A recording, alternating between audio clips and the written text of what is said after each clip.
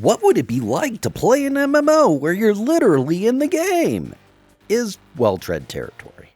It's been all over anime for decades now, and odds are you're sick to death of companies shouting at you about the Metaverse.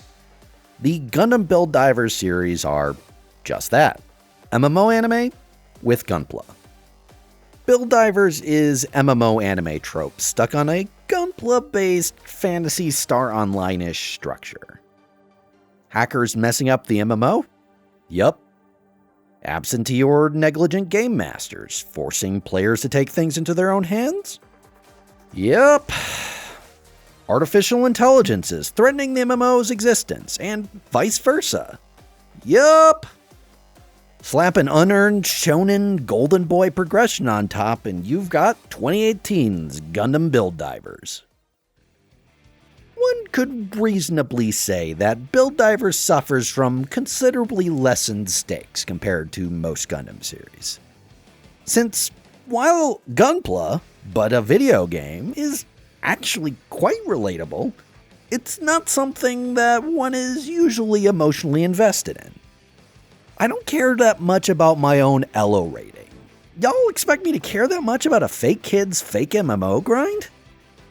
Build Divers seems aware of this, given how much of the initial plot ties to character angst over Gundam Battle Nexus Online having less stakes than GP Duel, the Gundam Build Fighter stand-in it in-universe replaced.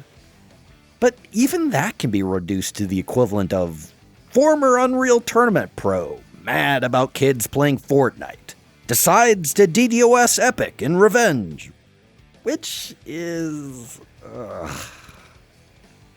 What I think Build Divers suffers from most, though, are two central issues. The writing is lazy, and the action isn't very good. It's the most by-the-numbers, crank-turning execution of what is already a pretty banal concept. And the Gunpla on Gunpla spectacle just isn't good enough to make up for it. Everything is just so basic. The only time the writing really stands out is when it's instead so contrived to the point it becomes ridiculous.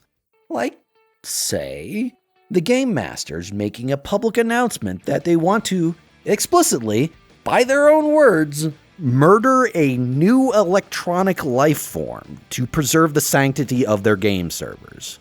Which, hey, that's a wild thing you just said.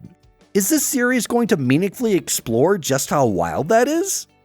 No? Just gonna have a kid hack a Gunpla into a form capable of housing an AI composed of so much data that it crashes a global MMO so advanced that people can eat food in it. If executed well, beats like this could be really fun in an over-the-top G-Gundam sort of way, but they just don't capitalize on it.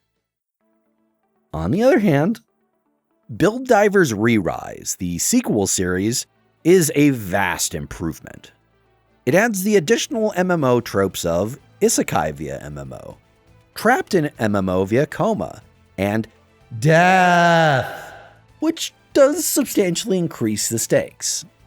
There's great characterization with characters who actually experience growth. Imagine that. And it ends up being both heavier and more fun, with a substantial increase in the quality of the action to boot. Re-Rise still relies a lot on twists that are plenty obvious to most of the audience, and writing that is still ham-fisted as all hell. But the details and execution are considerably better than Build Divers. Yep, still somewhat poorly paced. You do need to watch all of Build Divers proper to get much out of Re-Rise, which is kind of a bummer actually. It's neat that it recontextualizes its predecessor, but I think Re-Rise would have been better suited, not calling back to something I don't think is particularly good. As a whole, Build Divers does not elevate the genres it's smashing together. Frankly, it's a mediocre Gundam series and a mediocre MMO anime. And it doesn't even have the earnest Gundam fan energy of Build Fighters. It's not offensively bad, cheap, or incomplete. It's kind of just bland. And while Re-Rise's high points do stand out, I'm not sure it's worth the journey to get there. next time. Oh no! Why did we let these child soldiers take over a PMC? Oh no! What did you think about Build Divers? Is it worth soldiering through to get to Re-Rise? Share your thoughts in the comments.